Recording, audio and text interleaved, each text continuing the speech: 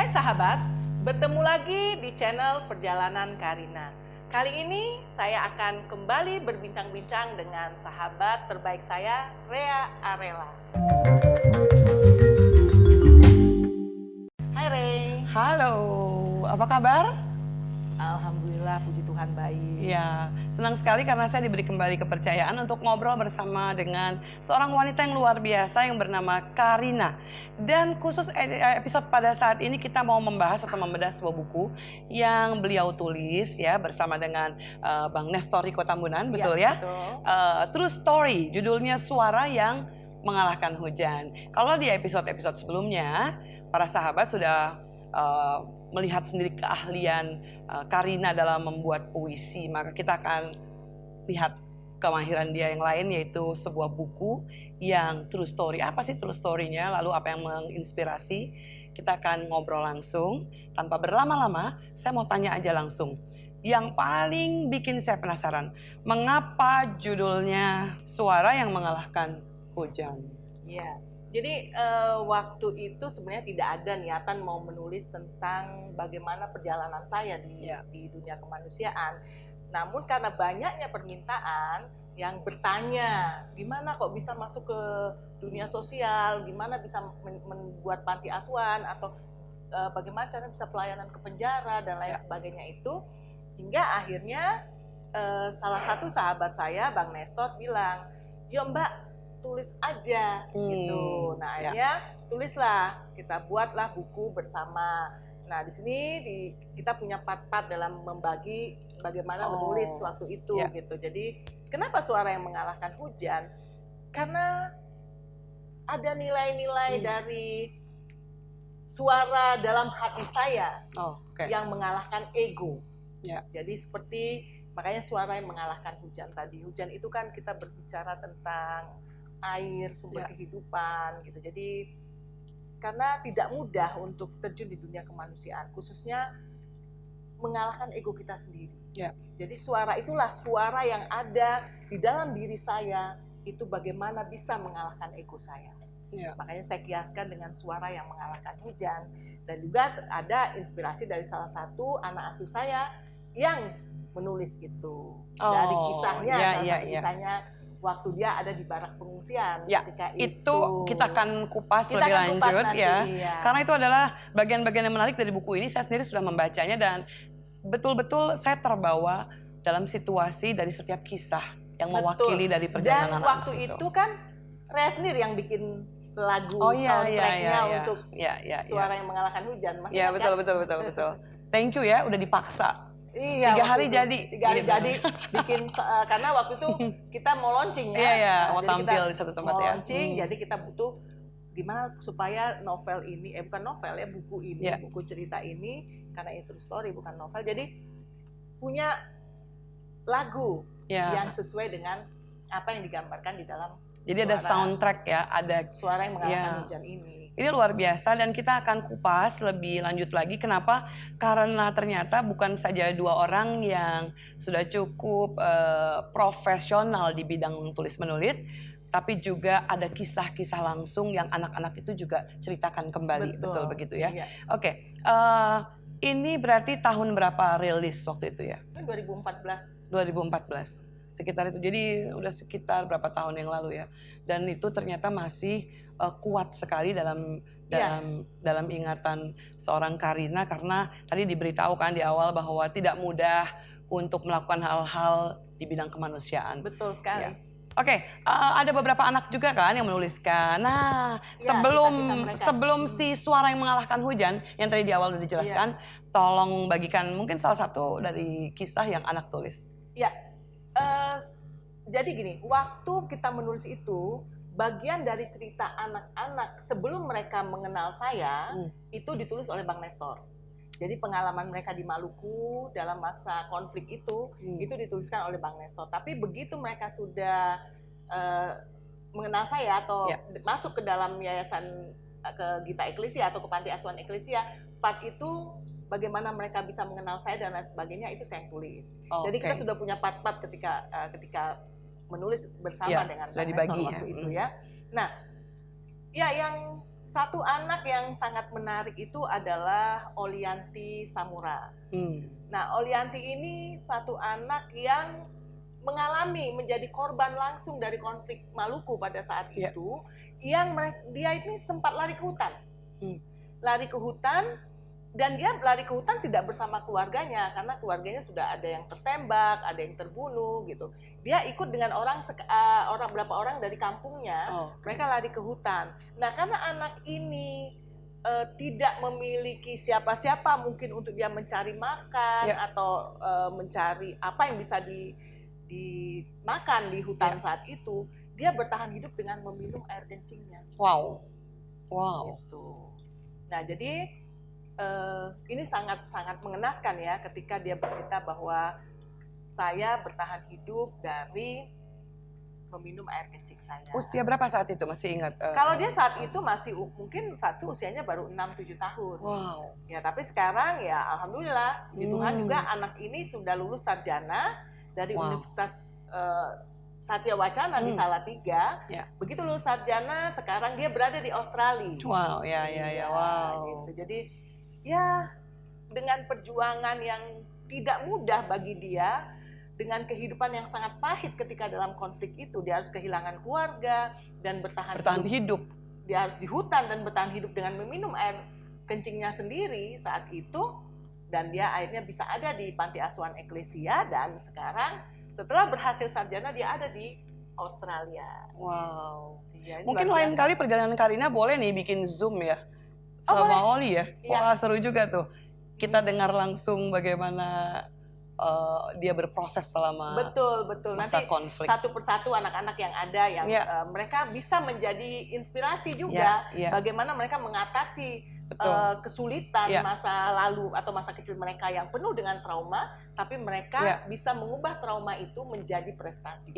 Tidak gampang menyerah, nggak pilih mati, nggak pilih menyalahkan siapa-siapa, tapi luar biasa bahkan sekarang dia bisa bekerja di negara lain. Wow, amazing.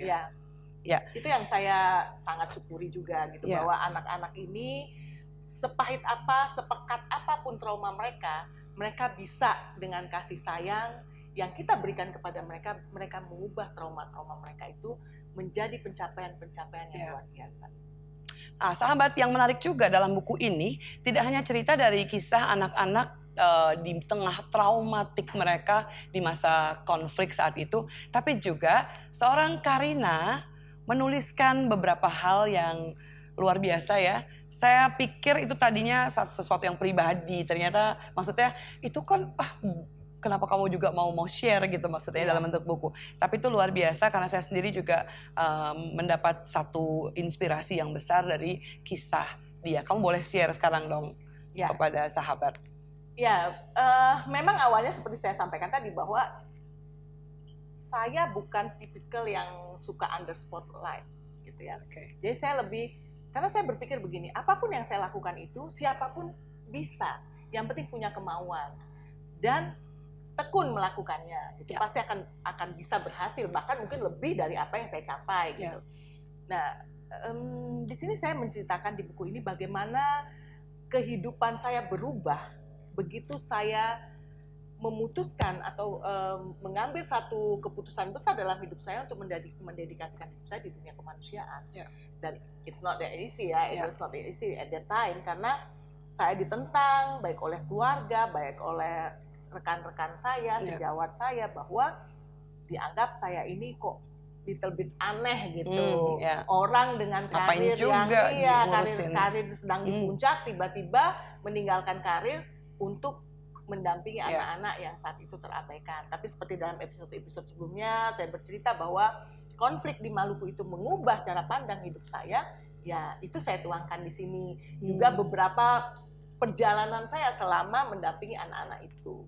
Ya, jadi suka duka yang di episode-episode lalu mungkin tidak dikupas secara detail. Tapi dalam buku ini, sahabat dapat menemukan detail dari setiap anak dan permasalahan mereka yang Karina hadapi ya. Iya, dan juga bagaimana pengalaman-pengalaman saya dengan anak-anak ini. Karena banyak sekali perjalanan saya dengan anak-anak itu yang benar-benar hanya kekuatan dari Tuhan yang membuat saya bisa bertahan. Ya, itu menarik sekali ya. Iya. Menarik sekali. Dan saya dengar bocorannya juga kita mau ada giveaway. Karena itu sahabat jangan tinggalkan dulu channel ini. Nanti ada beberapa pengumuman yang akan kita beritahu ya. Kita akan share bahwa ada giveaway. Tapi sebelumnya, sebelum masuk kepada sebuah kisah dari salah satu anak. Sehingga Suara yang Mengalahkan Hujan menjadi sebuah judul dari buku ini. Kamu kan udah mengenal kehidupan cukup banyak juga ya. Kamu juga punya kehidupan pribadi gitu kan. Bener. Apa yang membuat kamu jadi berani untuk menuliskan sebuah hal yang mungkin bagi pandangan orang bisa saja mereka berpikir jangan-jangan cuma cari-cari ya. Kalau hari ini kan ya jangan-jangan cuma sekedar konten. Betul. Tapi sahabat perlu tahu ya di zaman buku ini ditulis belum ada belum ada pansos. Belum ada. Ya, jadi kira-kira apa yang membuat kamu tetap tulis aja? Ya, karena saya ingin bercerita tentang kejujuran, tentang kebenaran, tentang sejarah. Ya. Karena saya ingin memberikan legacy kepada siapapun itu, khususnya anak-anak yang ada pernah bersama-sama dengan saya, bahwa kesuksesan itu bukan ketika dia berhasil untuk dirinya sendiri. Tapi kesuksesan itu adalah saat dia bisa bermanfaat bagi orang lain. Oh, wow, ya. Jadi saya ingin menuliskan itu. Saya juga ingin berbagi cerita bahwa kalau kita memiliki tekad dan kemauan yang betul-betul sungguh-sungguh, itu kita lakukan saja. Dan selebihnya kita serahkan ke Tuhan. Karena apapun itu, pasti sesulit apapun itu, apa yang saya jalani, apa yang saya alami, Tuhan tidak pernah terlambat menolong.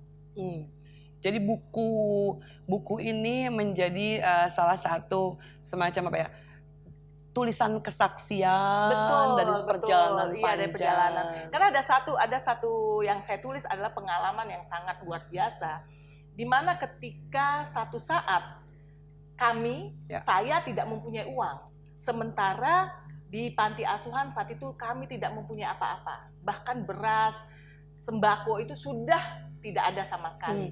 Lalu saya hanya katakan begini kepada anak-anak, mari kita berdoa, kita minta makan sama Tuhan. Karena saat itu yang kami butuhkan adalah makan. Jadi saya bilang, kita berdoa, kita minta makan sama Tuhan. Dan malam itu kami berdoa, minta makan sama Tuhan. Jadi poinnya hanya minta makan sama Tuhan. Lalu anak-anak ini pergi tidur. Karena namanya anak-anak kan mereka saya sebatas begitu berdoa ya sudah, mereka pergi tidur. Sementara saya sulit tidur sampai saya minum obat tidur supaya saya bisa tertidur. Karena kan saya punya keyakinan begini, kalau kita sudah menyerahkan kepada Tuhan, kita nggak boleh meragukannya lagi. Karena kuasa Allah itu kan luar biasa. Kita kalau bilang, ya Allah, saya percaya, ya sudah, letakkan itu ke tangan Allah gitu. Nah, sampai pagi-pagi anak-anak saya berteriak membangunkan saya, "Momi, lihat ke depan," gitu. Dan apa yang terjadi? Ternyata di depan pintu kami itu ada 1 karung beras, 1 kotak telur, dan 1 dos ikan asin. Yang sampai hari ini, bahkan setelah berpuluh tahun ya, karena kan panti kita udah 21 tahun ini, itu terjadi mungkin 10 tahun lebih yang lalu, bahkan 15 tahun yang lalu, itu terjadi. Sampai hari ini saya belum tahu siapa yang mengirimnya. Jadi hal-hal yang seperti itulah yang membuat saya bisa bertahan. Yang mungkin untuk saya ceritakan langsung kepada orang-orang sulit untuk dipahami. Sehingga akhirnya saya menulislah kisah-kisah yang menurut saya itu adalah kisah-kisah luar biasa yang betul-betul menguatkan saya. Wow. Ini buku betul-betul tidak hanya orang baca terus bilang, kesian ya gitu ya, bukan gitu ya. Betul. Aduh kesian banget sih gitu ya. Karena memang atau saya juga tidak mau begitu. Gitu. Saya juga tidak ingin bahwa anak-anak panti asuhan tuh dikasihani, misalnya seperti itu. Kasihan ya anak panti itu nakal, anak panti. Enggak. Saya menunjukkan kepada masyarakat juga bahwa anak-anak yang ada di panti asuhan Eklesia itu anak-anak dengan prestasi. Dan kalau melihat mereka, mungkin mereka jauh mempunyai talenta, mempunyai keahlian, bahkan dengan anak-anak yang punya orang tua komplit dengan bakat-bakat mereka. Karena di panti itu kan saya memakai musik sebagai trauma healing mereka. Dan keadaan yang sulit ternyata itu kalau disikapi dengan positif, Betul. hasilnya justru menginspirasi orang lain Benar. ya. Yang penting ketika kita melakukan sesuatu jangan pernah ragu atas kebesaran Allah. Iya, percaya. Jadi trauma justru harusnya membangkitkan iman setiap orang. Betul. Dan itu terbukti ya. Iya. Jadi saat kita berserah ya serah. Kita serahkan sepenuhnya. Gitu. Iya. Ini menarik sekali. Jadi ayo kita mau giveaway nanti ya. Lalu ada satu kisah juga ya, yang membuat tadi kamu bilang bahwa suara yang mengalahkan hujan, selain mengalahkan ego seorang Karina saat seorang itu. Karina saat itu, ya apalagi dulu belum kepikiran dong mau buat buku, betul nggak? Betul, nggak ada kepikiran buat buku. Karena jangankan buat buku, memulai perjalanan aja di dunia kemanusiaan itu tidak ada terpikirkan. Betul, gitu. Dan itu betul-betul istilahnya suara yang mengalahkan hujan. Siapa yang bisa mengalahkan hujan yang sedang deras-derasnya, kira-kira seperti itu. Tapi itulah sebuah keputusan besar waktu seorang Karina mengalahkan ego, dan hasilnya adalah beberapa orang anak atau jiwa-jiwa mereka akhirnya malah memberikan kesempatan dan memunculkan banyak orang-orang yang akhirnya juga menginspirasi banyak orang. Nah, tapi ada satu kisah yang membuat juga judul ini menjadi semakin terhighlight karena ada kisah di balik filosofi yang berbeda dari kisah Karina sendiri ya. Ya. Jadi sebenarnya selain dari apa yang ada pada diri saya, juga ada salah satu anak asuh saya yang juga merupakan korban konflik saat itu di Maluku. Ketika anak ini menceritakan apa yang dia alami saat konflik itu. Jadi saat konflik terjadi, sebenarnya anak ini sebelum konflik pun sudah mengalami permasalahan sosial. Karena sampai hari ini dia tidak tahu siapa orang tuanya. Gitu ya. Jadi dia tinggal bersama neneknya. Nah, ketika konflik terjadi, mereka juga lari ke hutan. Kemudian dari hutan mereka harus ada di barak pengungsian saat itu. Dia cerita sama saya, waktu saya mengambil dia, memilih dia untuk ada di panti asuhan Eklesia. Saya tanya, apa yang kamu, hobi kamu apa, Olin? Namanya Fridolin, yang kita panggil Olin waktu itu. Hobi kamu apa, Olin? Oh, saya suka nyanyi, katanya. Loh, kenapa kamu suka nyanyi? Iya, dia ceritalah ke saya, gitu. Mommy, dia bilang. Terus, oke, kamu apa cita-citanya? Saya mau jadi penyanyi, karena hobinya nyanyi, dia ingin jadi penyanyi. Saya bilang, kenapa kamu begitu ingin jadi penyanyi? Lalu dia ceritalah ke saya. Mom, waktu saya ada di barak pengungsian, waktu itu di Maluku, saya itu tinggal dengan nenek saya. Saya sudah tidak tahu orang tua saya. Jadi kadang-kadang karena nenek saya sudah tua dan saya masih kecil, kami tidak mendapat bagian jatah dari makanan. Nah, kadang-kadang kalau hujan saya kelaparan. Lalu apa yang saya lakukan? Saya bernyanyi sekeras-kerasnya supaya saya capek dan saya akhirnya tertidur. Jadi hilang lapar maksudnya? Hilang lapar maksudnya. Jadi konsep dia menjadi penyanyi itu adalah untuk menghilangkan rasa laparnya gitu. Nah, lalu saya bilang, jadi kamu kalau habis menyanyi, iya kan saya tidur. Jadi dia lupa bahwa dia sedang lapar saat itu. Nah, dari situlah saya terinspirasi bahwa suara dia itu mengalahkan suara hujan. Karena waktu itu sedang hujan deras, di barak pengungsian yang dia kedinginan, kelaparan, tapi dia akhiri itu dengan menyanyi. Dan anak ini sangat luar biasa. Ketika sampai di panti asuhan Eklesia, saya terus mengasah dia dengan bakat menyanyinya, hingga dia masuk di 10 besar idola cilik. Waktu itu, idola cilik kedua. Ya, angkatan yang kedua ya. Angkatan kedua, idola cilik kedua yang kalau Olin dari Maluku, inilah itu dia, anaknya. Itu dia. Iya, si Fridolin ini. Saya mau mengucapkan terima kasih loh buat Olin. Itu menginspirasi saya untuk bisa turun berat badan. Waktu itu? Enggak, kalau saya lapar saya nyanyi aja. Oh iya, karena Rea penyanyi kan? Lama-lama saya kan tidur, lupa tuh makan. Bisa nggak dicoba ya? Coba sahabat, daripada kita minum obat-obat yang bahaya juga efek sampingnya. Kalau nyanyi, wah ya kan, jiwa kita juga segar dan ya itu lapar langsung cut, ya kan? Tapi satu yang juga sangat mengaduk-aduk perasaan saya adalah Olin ini juga. Kita latih vokalnya, dia loloslah di Idola Cilik.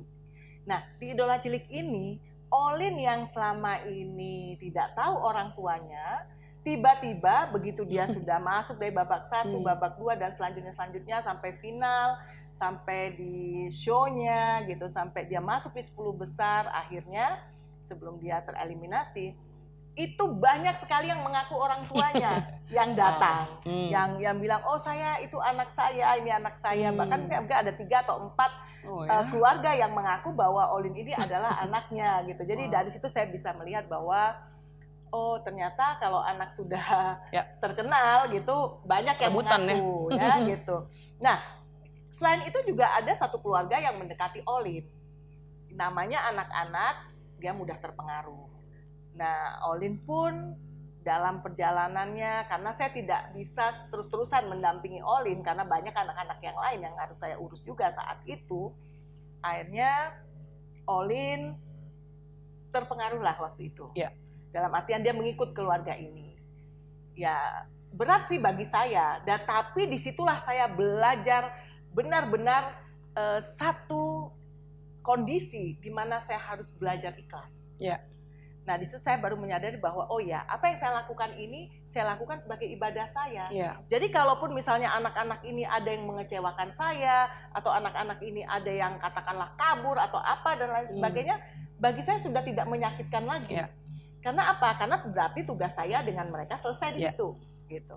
Itu pelajaran yang sangat luar biasa dari Olin ini. Nah, long story short-nya, jadi ketika Olin sudah 2 tahun tinggal bersama keluarga ini, tiba-tiba suatu hari keluarga ini datang ke saya, mengatakan bahwa mereka meminta maaf kalau selama ini sudah mengambil Olin, dan mereka merasakan bahwa dengan mereka menyakiti saya, menurut mereka dengan mereka menzolimi saya, mereka merasa Tuhan marahlah kepada mereka, sehingga usaha mereka bangkrut dan kehidupan mereka jadi sulit gitu. Tapi ternyata tidak berhenti sampai di situ. Tiba-tiba kedua keluarga ini berhadapan dengan masalah hukum. Nah, ketika mereka harus mempertanggungjawabkan secara hukum, maka Olin itu kembali kepada saya. Yang sebenarnya itu tidak bisa, karena di peraturan yang saya buat bahwa anak yang sudah keluar itu nggak bisa balik. Tapi case-nya Olin ini berbeda, karena kedua orang tua angkatnya pada waktu itu harus mempertanggungjawabkan secara hukum, maka Olin tidak ada siapa-siapa. Dan bukan hanya Olin yang datang ke saya pada waktu, bahkan anak kandung daripada orang ini pun dititipkan akhirnya di saya. Sampai teman-teman saya bilang, kok bisa kamu punya hati seperti itu, padahal dengan apa yang saya sudah alami dan mereka lakukan kepada saya. Tapi itulah ujiannya, gitu kan? Apakah kita akan membalas sesuatu yang jahat dengan kejahatan juga gitu. Tapi saya bersyukur saat itu saya diberikan hikmat bahwa saya harus menerima Olin kembali, dan akhirnya Olin bisa menyelesaikan pendidikannya sampai dia kuliah. Saat ini dia kuliah di Maluku, dan ya sudah selesai dan sudah sarjana juga. Dinamikanya luar biasa ya. Tapi buku ini akhirnya bisa paling tidak mewakili semua rasa, semua pengalaman dari saya, dari seorang Karina. Ya, walaupun ada hal banyak juga yang masih belum tertulis di situ, tapi setidaknya apa gejolak yang ada di kehidupan saya ketika saya memulai perjalanan saya di dunia kemanusiaan hingga tahun ke-15 kalau nggak salah waktu itu, saya tuangkan di buku Suara yang Mengalahkan Hujan ini. Kalau boleh sedikit ya, ini intermezzo nih. Kapok nggak? Kapok untuk? Pernah nggak? Quit deh. To be honest, yes. Dunia kemanusiaan. Ya, benar. Sering kadang-kadang kita berpikir begini, saya berpikir gini, udahlah gitu. Ngapain sih? Sepertinya kita mendedikasikan hidup kepada dunia kemanusiaan. Kadang kita tidak diterima juga dengan baik. Tapi ada satu quote dari Mother Teresa yang menguatkan saya. Kalau kau berbuat baik, maka orang-orang akan mencurigaimu. tapi teruslah berbuat baik. Ya. Atau kalau kamu membangun sesuatu selama bertahun-tahun, itu bisa aja hancur dalam semalam. Ya. Tapi teruslah membangun. Karena akhir dari segala sesuatunya adalah antara kita dan Tuhan. Ya. Nah, itu yang menguatkan saya kembali. Jadi apapun itu, tantangan itu sangat banyak, sangat berat. Bukan berarti kita melakukan dunia kemanusiaan, terjun ke dunia kemanusiaan itu kita akan mendapat penghormatan dan lain sebagainya. Memang dari perjalanan saya itu banyak penghargaan yang saya terima. Bahkan salah satunya saya bisa dimakamkan di Taman Makam Pahlawan dengan Satya Lencana kan. Tapi kan bukan itu tujuannya. Tujuannya adalah kita melakukan ini karena ibadah kita kepada Allah, kepada Tuhan itu. Jadi kita melakukan bagaimana kita bisa terus bisa bermanfaat buat siapa saja, terlebih mereka yang saya sebut the last, the least, and the lost itu.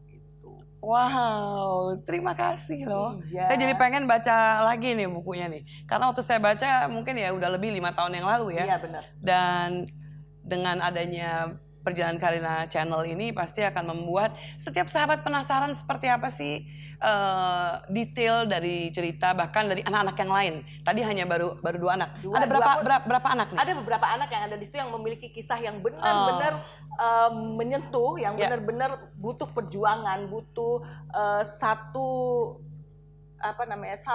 dedikasi yang khusus buat mereka. Gitu. Jadi ada juga cerita di sini tentang bagaimana anak saya ketika konflik itu tubuhnya penuh dengan serpihan-serpihan bom yang satu kita harus operasi untuk mengeluarkan serpihan bomnya gitu. Tapi ya saya bahagianya semua anak yang ada ditulis di kisah ini hampir semua sudah sarjana. Wow. Iya, mereka sudah saat ini sudah sarjana semua. Yang khususnya yang dari Maluku. Iya. Kapan-kapan Perjalanan Karina ini ya bisa liput mereka, mungkin via Zoom. Jadi ini hal yang luar biasa karena di masa sekarang banyak orang ingin cepat menyerah, apalagi di pandemi sekarang. Iya. Tapi memang sih kalau mau jujur sangat berat juga. Betul. Ya, it's true, betul. Tapi kembali apakah kita akan setia kepada panggilan kita? Kalau hanya memulai, saya pikir banyak orang bisa. Hanya bertahan itu. Kalau bukan keterpanggilan itu nggak akan bisa. Nggak bisa ya, betul. Jadi mau apapun motivasinya, lihat aja panggilan kita yang sesungguhnya apa. Apakah di situ atau tidak gitu. Karena kita nggak bisa paksakan juga semua orang punya hati untuk berbagi atau peduli. Iya. Dan banyak cara untuk mengambil sikap peduli kepada sesama. Jadi buku ini sekali lagi saya sudah baca, menginspirasi, bahkan setelah percakapan saat ini, setelah beberapa tahun buku ini dibuat, saya ingin sekali tetap membaca karena itu akan membuat saya tahu bahwa masih banyak sekali cara untuk bisa mengatasi kesedihan, kemarahan, maupun kekecewaan kita.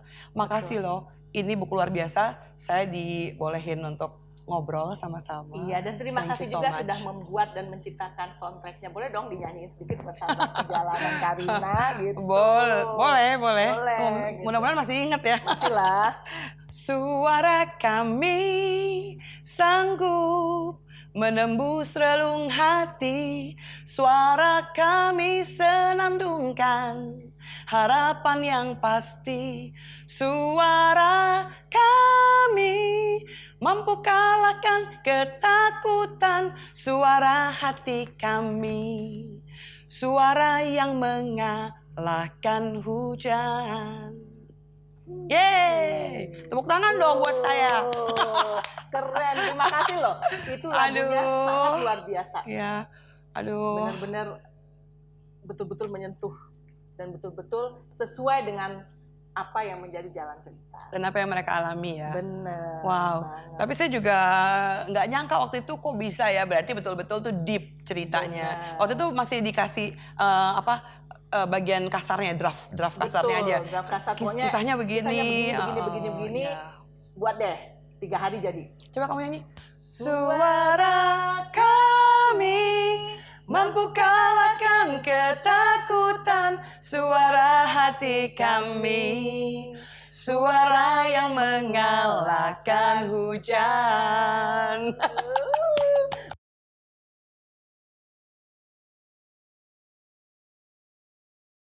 Sekali lagi terima kasih Kak Karina. Ya, terima kasih Re, sudah berbincang-bincang. Next kita akan bahas yang lain lagi gitu juga. Nanti mungkin kita akan bahas yang lebih komplit tentang buku Suara yang Mengalahkan Hujan. Halo sahabat perjalanan Karina, kita akan memberikan 5 giveaway dari buku Suara yang Mengalahkan Hujan. Caranya bagaimana? Sangat mudah. Cukup dengan memfollow akun Instagram Perjalanan Karina di @perjalanankarina dan kirimkan DM nama juga pesan-pesan positif setelah sahabat semua menyaksikan episode dari Suara yang Mengalahkan Hujan. Sampai jumpa. Nah sahabat, itu bincang saya dengan Rea Arela tentang buku Suara yang Mengalahkan Hujan. Masih penasaran kan? Ikuti terus Perjalanan Karina setiap hari Jumat jam 8 malam. Don't forget to like, comment, and subscribe. Bye!